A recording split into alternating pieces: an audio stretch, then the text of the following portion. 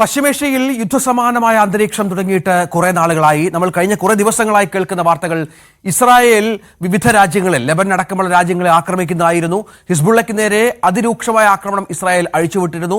നേരത്തെ ഗാസയിൽ ഏതാണ്ട് പൂർണ്ണമായും ഗാസയെ തകർത്തുകൊണ്ടുള്ള നീക്കങ്ങൾ ഇസ്രായേലിന്റെ ഭാഗത്തുണ്ടായിരുന്നു. ഇപ്പോൾ ഏറ്റവും ഒടുവിൽ ഇസ്രായേലിനെ ആക്രമിച്ച് ഇറാൻ എന്ന വാർത്തകളാണ് ഇന്നലെ രാത്രി മുതൽ പുറത്തു വന്നത്. ഏതാണ്ട് 200ഓളം മിസൈലുകളാണ് ഇസ്രായേലിലേക്ക് ഇറാൻ തൊടുത്തുവിട്ടത്. അതും ബാലിസ്റ്റിക് മിസൈലുകളുമായി ബന്ധപ്പെട്ട ആക്രമണമാണ്.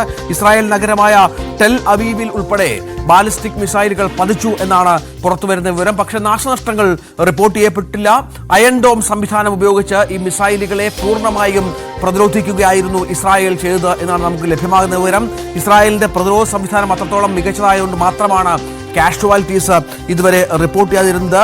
ഇറാൻ റവല്യൂഷണറി ഗാർഡാണ് ഇത് സംബന്ധിച്ച വിവരങ്ങൾ പുറം ലോകത്തെ അറിയിച്ചത്. 200ഓളം മിസൈലുകൾ തങ്ങൾ തൊടുത്തു എന്ന കാര്യത്തിലാണ് ഇത്തരം കാര്യങ്ങൾ വന്നത്. ജോർദാനിലെ നഗരങ്ങൾക്ക് മുകളിലൂടെ ഇസ്രായേലിനെ ലക്ഷ്യമിട്ട് ഇറാന്റെ മിസൈലുകൾ നീങ്ങുന്ന ദൃശ്യങ്ങൾ കൂടി പുറത്തു വന്നു. ഇതാണ് ഇന്നലെ പുറത്തു വന്ന ആ ദൃശ്യങ്ങളിലേക്കൊന്ന് പോകാം.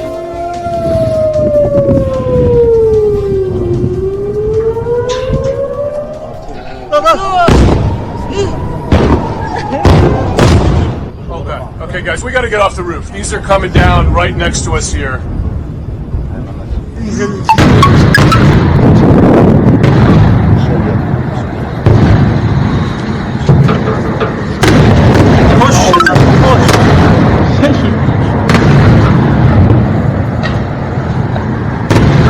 ده المطار دخل المطار انت بتشوف المسافه قريبه ده مطارنا دخل يا ولد ده مطار ده مطارنا دخل ده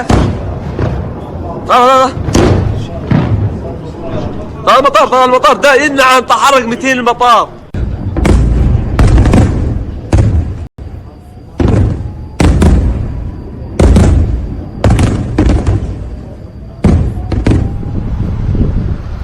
ആക്രമണത്തെ തുടർന്ന് ഇസ്രായേലിലെ വിമാനത്താവളങ്ങൾ അടച്ചു. ജോർദാനിൽ വ്യോമഗതാഗതം നിർത്തിവെച്ചിരുന്നു.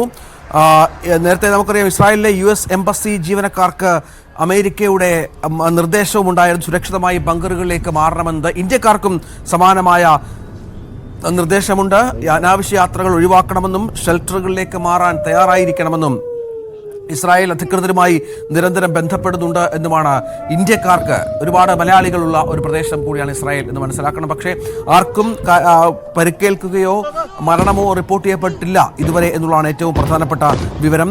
US പ്രസിഡന്റ് ജോ ബൈഡനും വൈസ് പ്രസിഡന്റ് കമല ഹാരിസും ദേശീയ സുരക്ഷാ കൗൺസിലുമായി വൈറ്റ് ഹൗസിൽ അടിയന്തര യോഗം ചേർന്നു. ഇസ്രായേലിനെ സഹായിക്കാനുള്ള നടപടികൾ ചർച്ച ചെയ്യുകയുണ്ടായി. അങ്ങനെ ഇതിനിടയിലാണ് ടെൽ അവീവിൽ അക്രമികൾ ജനക്കൂട്ടത്തിന് നേരെ വെടിയുതിർത്തു എന്ന വാർത്തയും പുറത്തുവന്നത്. സംഭവത്തിൽ 8 പേർ കൊല്ലപ്പെട്ടു എന്ന വിവരമാണ് പുറത്തുവന്നത്. 4 ആക്രമികളെ വെടിവെച്ച് കൊല്ലുകയും ചെയ്തു. ഇത് ഭീകരാക്രമണമാണെന്ന് പിന്നീട് ഇസ്രായേൽ സ്ഥിരീകരിക്കുകയുണ്ടായി.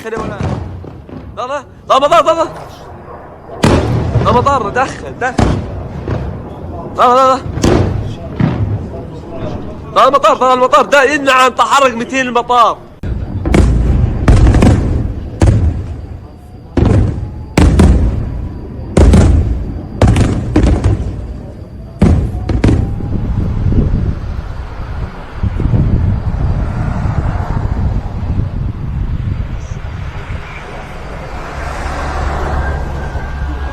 നമുക്ക് ദൃശ്യങ്ങളിൽ കാണാം. ഏതാണ്ട് 200ഓളം മിസൈലുകളാണ് തുടർച്ചയായി ഇറാൻ ഇസ്രായേലിലേക്ക് വർഷിച്ചത്. ബാലിസ്റ്റിക് മിസൈലുകൾ എന്ന ഏറെ വിനാശകരമായ മിസൈലുകളായിരുന്നു അത്. പക്ഷേ ഇസ്രായേലിന്റെ അയൺ ഡോം സംവിധാനം കാര്യമായി ഉപയോഗിക്കപ്പെട്ടു എന്നാണ് മനസ്സിലാക്കേണ്ടത്. അയൺ ഡോം സംവിധാനം ഉപയോഗിച്ച് ഇസ്രായേൽ അത് പൂർണ്ണമായും പ്രതിരോധിക്കുകയായിരുന്നു.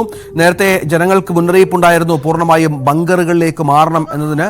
അതിനാൽ തന്നെ നാശനഷ്ടങ്ങൾ കാര്യമായി റിപ്പോർട്ട് ചെയ്യപ്പെട്ടില്ല എന്നാണ് നമുക്കിപ്പോൾ ലഭിക്കുന്ന വിവരം. വലിയ തോതിലാണ് ഇത്തരത്തിൽ കാര്യങ്ങൾ സംഭവിച്ചുകൊണ്ടിരിക്കുന്നത് എന്നും മനസ്സിലാകുന്നുണ്ട്. ഏതായാലും യുദ്ധം ആസന്നമാണ്. കാരണം കരയുദ്ധം ലെബനിലേക്ക് ആരംഭിച്ചു കഴിഞ്ഞു.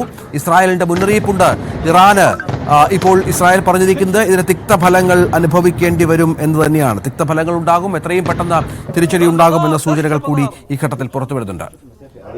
ആർ കിരൺ ബാബു വിവരങ്ങൾ പങ്കുവെക്കും. കിരൺ, കിരൺ അല്പസമയത്തിനകം എത്തും എന്ന് പ്രതീക്ഷിക്കുന്നു.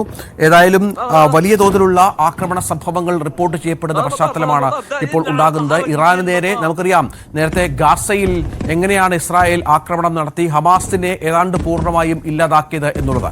പിന്നീട് ഹിസ്ബുള്ളയുടെ പ്രധാനപ്പെട്ട തലവന്മാരെയൊക്കെ ഇസ്രായേൽ വധിക്കുന്ന പശ്ചാത്തലം നമ്മൾ കണ്ടു. ഇസ്രായേൽ ഹിസ്ബുള്ളയെ ഏതാണ്ട് പൂർണ്ണമായും ഇല്ലാതാക്കുമെന്ന് പറയുന്നു. ലബനനിൽ കരയുദ്ധം ആരംഭിച്ചു കഴിഞ്ഞു. കരയുദ്ധം തുടങ്ങിയാൽ പിന്നെ സർവനാശമായിരിക്കും ഫലം. നമുക്കറിയാം, അത്രത്തോളം വിനാശകരമായ ആയുധങ്ങളും യുദ്ധമുറകളുമാണ് ഇസ്രായേൽ എപ്പോഴും തങ്ങളുടെ ശത്രുക്കളെ തകർക്കാനായി ഉപയോഗിക്കുന്നത്. ഏറ്റവും ഒടുവിൽ ഇപ്പോൾ ഇറാന് ഈ ഇത്തരം ആക്രമണങ്ങൾ നടക്കുമ്പോൾ ഇറാൻ നേരത്തെ മുന്നറിയിപ്പ് നൽകിയിരുന്നു ഇസ്രായേലിന് തിരിച്ചടി ഉണ്ടാകുമെന്ന കാര്യത്തിൽ. അത്തരത്തിൽ ഇറാൻ ആക്രമിക്കുന്നു. ഇപ്പോൾ ഇറാനെ കൂടി തിരിച്ചടിക്കാനായി ഇസ്രായേൽ ഒരുങ്ങുകയാണ്. അതിന് അമേരിക്കയുടെ സഹായമുണ്ട് എന്നുകൂടി മനസ്സിലാക്കണം. ഇപ്പോൾ തന്നെ വരുന്ന പുതിയ വിവരമനുസരിച്ച് അമേരിക്ക ഇതിനകം തന്നെ ചില സുരക്ഷാ ക്രമീകരണങ്ങൾ ഇസ്രായേലിനായി ഒരുക്കിക്കഴിഞ്ഞു എന്നുള്ളതാണ്. അതിൽ പ്രധാനപ്പെട്ട ഒന്ന്, ഇറാനിലേക്ക് ചില തരത്തിലുള്ള ഹമാസ് ഹിസ്ബുള്ള മേധാവികളുടെ വധത്തിന് പകരമാണ് ഇത് എങ്കിൽ പോലും ഇസ്രായേലിലേക്ക് ഡസനോളം ഇന്റർസെപ്റ്ററുകൾ തൊടുത്തതായി ഇപ്പോൾ വിവരങ്ങൾ പുറത്തു വരുന്നുണ്ട്. ഇറാന്റെ മിസൈൽ ആക്രമണം പ്രതിരോധിക്കാൻ അമേരിക്കയുടെ 2 യുദ്ധക്കപ്പലിൽ നിന്ന് ഒരു ഡസനോളം ഇന്റർസെപ്റ്ററുകൾ തൊടുത്തതായി പെന്റഗൺ അറിയിച്ച പശ്ചാത്തലം കൂടി ചേർത്ത് വായിക്കണം. പെന്റഗൺ വക്താവ് മേജർ ജനറൽ പാട്രിക് റൈഡറാണ് ഇക്കാര്യം വ്യക്തമാക്കിയത്. ഇസ്രായേലിനെതിരായ മിസൈൽ ആക്രമണത്തിന്റെ തിക്തഫലങ്ങൾ ഇറാൻ അനുഭവിക്കേണ്ടി വരും എന്നും അമേരിക്ക വ്യക്തമാക്കിയിട്ടുണ്ട്. കിരൺ ബാബു ഏറ്റവും പുതിയ വിവരങ്ങൾ പങ്കുവെക്കും. കിരൺ, യുദ്ധം ഏതാണ്ട് അതിന്റെ പൂർണ്ണ അർത്ഥത്തിലേക്ക് മാറുകയാണ് എന്ന് മനസ്സിലാകുന്നു. ഇതുവരെ ഏകപക്ഷീയമായ ആക്രമണങ്ങളാണ് ഇസ്രായേൽ നടത്തിയത് എങ്കിൽ ഇസ്രായേലിന് തിരിച്ചടി എന്നോണമാണ് ഇപ്പോൾ ടെല്ലവീവിലും ജോർദാനിലും മറ്റും മിസൈലുകൾ പതിച്ചിരിക്കുന്നത്. പക്ഷേ കാഷ്വാലിറ്റീസ് സംഭവിച്ചിട്ടില്ല. പ്രതിരോധിക്കാൻ ഇസ്രായേലിന് സാധിച്ചു. പക്ഷേ ഇനിയുള്ള ദിവസങ്ങളാണ് നിർണായകം, അല്ലേ? രഞ്ജിത്ത്, അങ്ങനെ തന്നെയാണ്. പശ്ചിമേഷ്യ കഴിഞ്ഞ കുറേ കാലമായി അശാന്തമായി നിൽക്കുകയാണ്. ഹമാസുമായിട്ടുള്ള യുദ്ധമായിരുന്നു ഇതുവരെ ഉണ്ടായിരുന്നെങ്കിൽ അതിനപ്പുറത്തേക്ക് നേരിട്ട് ഒരു യുദ്ധത്തിലേക്ക് ഇപ്പോൾ വന്നിരിക്കുന്നു. ഇസ്രയേലും ഇറാനും തമ്മിലുള്ള ഒരു യുദ്ധത്തിലേക്ക് നീങ്ങാനുള്ള എല്ലാ സാധ്യതകളിലേക്കും, അങ്ങനെ ഒരു തുറന്ന യുദ്ധത്തിലേക്ക് നീങ്ങാനുള്ള സാധ്യതകളാണ് കാണുന്നത്. ഇറാൻ ഇന്നലെ തിരിച്ചടിച്ചിരിക്കുന്നു. ഇതുവരെയും ഇസ്രയേലിന്റെ ഭാഗത്തു നിന്നായിരുന്നു അത്തരത്തിലേക്കുള്ള ആക്രമണങ്ങൾ ഉണ്ടായെങ്കിൽ ഇറാന്റെ ഭാഗത്തു നിന്ന് ഇന്നലെ തിരിച്ചടി ഉണ്ടായിരിക്കുന്നു. ഇസ്രയേലിന് നേരെ മിസൈലുകൾ തൊടുത്തുവിട്ടുകൊണ്ടാണ് ആക്രമണം ഉണ്ടായത്. അത് അപ്രതീക്ഷിതമായ ആക്രമണമായിരുന്നു. പക്ഷേ നേരത്തെ തന്നെ ഇറാൻ ഈ കാര്യം വ്യക്തമാക്കിയിരുന്നു. തുടർച്ചയായി അടിച്ചുകൊണ്ടിരുന്നാൽ തിരിച്ചടി നേരിടേണ്ടി വരും എന്നുള്ളത്. പ്രധാനമായും ഹിസ്ബുള്ള കമാൻഡർ നസറുള്ളയുടെ വധവും അതോടൊപ്പം തന്നെ ഇറാൻ സൈനിക കമാൻഡറുടെ വധവും ഇറാനെ സ്വാഭാവികമായും ചൊടിപ്പിച്ചിട്ടുണ്ട്. അത്തരമൊരു അവസ്ഥയിൽ തന്നെയാണ് അത്തരമൊരു തിരിച്ചടി ഉണ്ടായത്. എന്നാൽ ഈ തിരിച്ചടി കൊണ്ട് വലിയ തോതിൽ ഇവരുടെ മിസൈൽ സംവിധാനത്തെ തകർക്കാൻ അല്ലെങ്കിൽ അതിനെ പ്രതിരോധിക്കാൻ കഴിഞ്ഞു എന്നുള്ളതാണ് ഇസ്രയേൽ അവകാശപ്പെടുന്നത്. ഏകദേശം ആകെ വന്ന മിസൈലുകൾ 90% മിസൈലുകളും അവരുടെ അയൺഡോം സംവിധാനത്തിലൂടെ തകർക്കാൻ കഴിഞ്ഞു എന്ന് പറയുന്നത്. എന്നാൽ മറിച്ച് ഇറാൻ അവകാശപ്പെടുന്നത് അങ്ങനെയല്ല. 90% മിസൈലുകളും ലക്ഷ്യസ്ഥാനത്തേക്ക് തന്നെ പതിച്ചു എന്നാണ് അവകാശപ്പെടുന്നത്. ഇതിനിടയിൽ തന്നെയാണ് ഇന്നലെ ഇസ്രയേൽ വെടിവെപ്പുണ്ടായത്. ഇസ്രയേൽ വെടിവെപ്പുണ്ടായപ്പോൾ ഇസ്രയേലിലെ വെടിവെപ്പിൽ 8 പേരുടെ മരണമാണ് ഇപ്പോൾ റിപ്പോർട്ട് ചെയ്തിരിക്കുന്നത്. 2 അക്രമികളെ പോലീസ് വെടിവെച്ച് കൊന്നിട്ടുണ്ട്. അങ്ങനെയും ഒരു ആക്രമണമുണ്ട്. ഇതിന്റെ എല്ലാം ശക്തമായ തിരിച്ചടി ഇറാൻ നേരിടേണ്ടി വരുമെന്ന് ഇസ്രയേൽ പ്രതിരോധ മന്ത്രി അടക്കം അറിയിച്ചിട്ടുണ്ട്. ഡാനിയൽ ഹഗോരി പറഞ്ഞത് അതിശക്തമായ രീതിയിലുള്ള പ്രത്യാഘാതം ഇറാൻ നേരിടേണ്ടി വരും, അതിന് തയ്യാറായിക്കോളൂ എന്നുള്ളതാണ്. അതോടൊപ്പം തന്നെ രാജ്യത്ത് ശക്തമായ ജാഗ്രതാ നിർദ്ദേശവും നൽകിയിട്ടുണ്ട്. എല്ലാ വിദേശ പൗരന്മാരടക്കം ഇന്ത്യക്കാരടക്കം എല്ലാ പൗരന്മാർക്കും ഈ ജാഗ്രതാ നിർദ്ദേശം നൽകിയിട്ടുണ്ട്. പുറത്തേക്ക് ഇറങ്ങരുത്, അല്ലെങ്കിൽ സുരക്ഷിത കേന്ദ്രങ്ങൾ തന്നെ തുടരണം എന്നുള്ള നിർദ്ദേശമാണ് നൽകിയിരിക്കുന്നത്. ഇറാന്റെ ബോംബാക്രമണത്തിൽ ഏതെങ്കിലും തരത്തിലുള്ള മിസൈൽ ആക്രമണത്തിൽ ഏതെങ്കിലും തരത്തിൽ മരണം ഇതുവരെയും ഇസ്രായേലിൽ നിന്ന് റിപ്പോർട്ട് ചെയ്തിട്ടില്ല. പക്ഷേ നിരവധി പേർക്ക് പരിക്കും കെട്ടിടങ്ങൾക്കടക്കം അപകടത്തിലായ അവസ്ഥയടക്കം റിപ്പോർട്ട് ചെയ്തിട്ടുണ്ട്. പക്ഷേ കൃത്യമായ വിവരങ്ങൾ ഇനിയും വരുന്ന മണിക്കൂറുകളിൽ വരാൻ ഇരിക്കുന്നതേ ഉള്ളൂ. എന്തായാലും പശ്ചിമേഷ്യ കൂടുതൽ അതിശക്തമായ ഒരു യുദ്ധ സംവിധാനത്തിലേക്ക് അല്ലെങ്കിൽ യുദ്ധത്തിലേക്ക് നീങ്ങുന്നു, അല്ലെങ്കിൽ കൂടുതൽ അശാന്തമാകുന്നു എന്നുള്ള ചിത്രം തന്നെയാണ് ഇപ്പോൾ പശ്ചിമേഷ്യയിൽ നിന്ന് വരുന്നത്. ഇറാൻ ഇങ്ങനെ ഒരു ആക്രമണം ഇസ്രായേൽ പോലൊരു രാജ്യത്തിനെതിരെ തിരിച്ച് പ്രത്യാക്രമണത്തിന് ഇറാൻ തയ്യാറായെങ്കിൽ അവർ കൂടുതൽ യുദ്ധത്തിലേക്ക് നീങ്ങുന്നു എന്നുള്ള വ്യക്തമായ സൂചനകൾ തന്നെയാണ് ഉണ്ടാകുന്നത്. ലോകരാജ്യങ്ങളൊക്കെ ആദ്യഘട്ടത്തിൽ ഇത്തരമൊരു മറ്റ് ഹിസ്ബുള്ള അടക്കമുള്ള ഇവർക്ക് നേരെ ഇസ്രായേൽ നടത്തിയ ആക്രമണത്തെ തൽക്കാലം ഒരു വെടിനിർത്തലിലേക്ക് പോകണം എന്നുള്ള നിർദ്ദേശങ്ങളൊക്കെ ഉണ്ടായിരുന്നെങ്കിലും അതിനെ മറികടന്നുകൊണ്ട് ഇസ്രായേൽ ആക്രമണം തുടരുകയായിരുന്നു. അതിനുശേഷം ഇപ്പോൾ ഇറാനും അത്തരത്തിലേക്കുള്ള ഒരു പ്രത്യാക്രമണവുമായി ഇറാനും രംഗത്ത് വന്നിരിക്കുന്നു. സ്വാഭാവികമായും പശ്ചിമേഷ്യയിലെ മറ്റ് രാജ്യങ്ങളടക്കം ഇത്തരം ഈ യുദ്ധത്തിലേക്ക് പങ്കുചേരാനുള്ള സാധ്യതയും കൂടുതലാണ്. യഥാർത്ഥത്തിൽ പശ്ചിമേഷ്യയിലെ നിരവധി രാജ്യങ്ങൾ യുദ്ധസമാനമായ അവസ്ഥയിലേക്ക്, ഇറാനും ഇസ്രയേലും ഗസയും മാത്രമല്ല ലെബനനടക്കമുള്ള രാജ്യങ്ങൾ യുദ്ധസമാനമായ അന്തരീക്ഷത്തിലേക്ക് പോവുകയാണ്. ലെബനിൽ നിന്ന് ഏകദേശം 2.5 ലക്ഷത്തോളം ആളുകളാണ് സിറിയയിലേക്ക് കഴിഞ്ഞ സെപ്റ്റംബർ 7 ശേഷം സിറിയയിലേക്ക് പോയതെന്നാണ് ഔദ്യോഗിക കണക്കുകൾ പുറത്തു വരുന്നത്. അത്രത്തോളം ആളുകൾ രാജ്യത്ത് ഇത്തരം ഒരു വലിയ യുദ്ധത്തിലേക്ക് ഈ രാജ്യങ്ങളെല്ലാം നീങ്ങുന്നു എന്നതിൻ്റെ ഒരു സൂചന കൂടിയാണ്.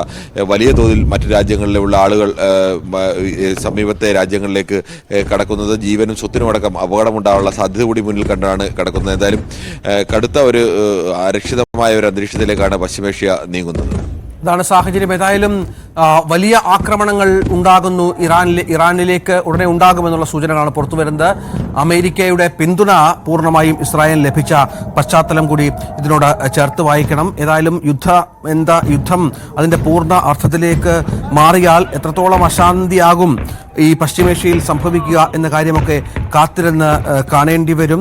വളരെ പ്രധാനപ്പെട്ട നീക്കങ്ങളാണ് ഇപ്പോൾ ഇസ്രായേലിന്റെ ഭാഗത്ത് നിന്ന് ഉണ്ടാകുന്നത് എന്നുകൂടി ചേർത്ത് വെക്കണം. ഇന്നലെ 200ഓളം മിസൈലുകൾ അവരുടെ പ്രതിരോധ സംവിധാനങ്ങൾ ഉള്ളതുകൊണ്ട് മാത്രമാണ് അവർ വലിയ ഒരു നാശനഷ്ടത്തിൽ ഇസ്രായേൽ രക്ഷപ്പെട്ടത് എന്നുകൂടി മനസ്സിലാക്കണം. അയൺ ഡോം സംവിധാനം ഉപയോഗിച്ച് മിസൈലുകളെ പ്രതിരോധിച്ചുവെങ്കിൽ പോലും എത്രത്തോളം നാശനഷ്ടങ്ങൾ സംഭവിച്ചിട്ടുണ്ട് എന്ന കാര്യത്തിൽ പുറം ലോകത്തിന് കുറച്ചുകൂടി വ്യക്തത വരേണ്ടതുണ്ട് എന്നുള്ളതാണ്. നമുക്കറിയാം, കിരൺ, കഴിഞ്ഞ കുറേ ദിവസങ്ങളായി ഹിസ്ബുള്ളയെ തകർക്കാൻ ഇസ്രായേൽ നടത്തുന്ന ശ്രമങ്ങളുണ്ട്. അവിടെ തന്നെയാണ് അപ്പോൾ തന്നെ ഇസ്രായേലിന് മുന്നറിയിപ്പുണ്ടായിരുന്നു ഇറാന്റെ ഭാഗത്ത് നിന്ന് ഈ ആക്രമണം നിർത്തണം എന്നും തങ്ങൾ തിരിച്ചടിക്കും എന്നും.